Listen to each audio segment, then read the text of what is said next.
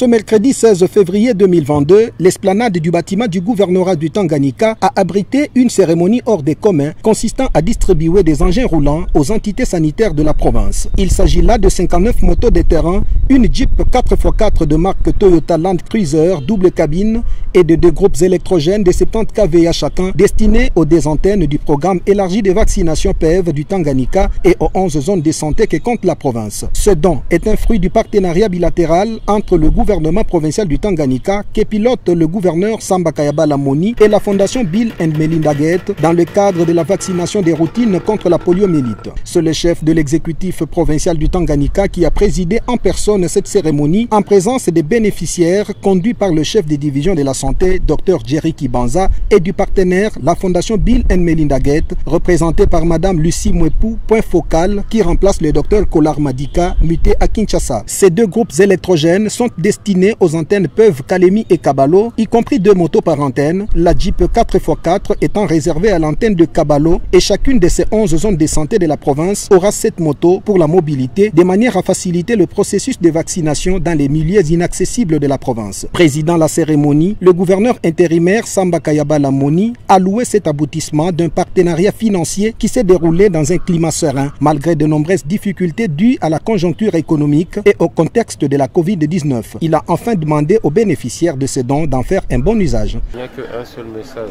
c'est de gérer ce matériel en bon père de famille et que cela puisse réellement arriver au sein de ces zones de santé, que la population puisse en profiter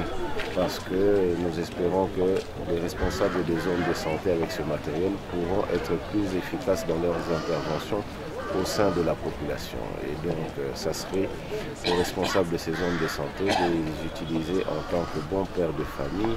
et que ce matériel ne devienne pas un matériel à usage personnel ou commercial. Selon les accords qu'on a signés, la partie gouvernementale donne sa part et la partie BMGF sa part pour faire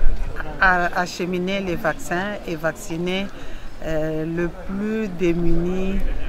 des enfants dans la province, ce qui nous permettra d'interrompre la circulation des épidémies à répétition dans la province. J'ai été très émue et très encouragée de travailler en collaboration avec le gouverneur. Il m'a réservé un accueil très chaleureux. Contre toute attente, j'étais très flattée et ça m'a encouragée de continuer à travailler malgré les challenges, malgré les défis, malgré les enjeux de la province. J'ai accepté et j'ai été encouragée par cet accueil très chaleureux de la part de l'autorité qui représente la province.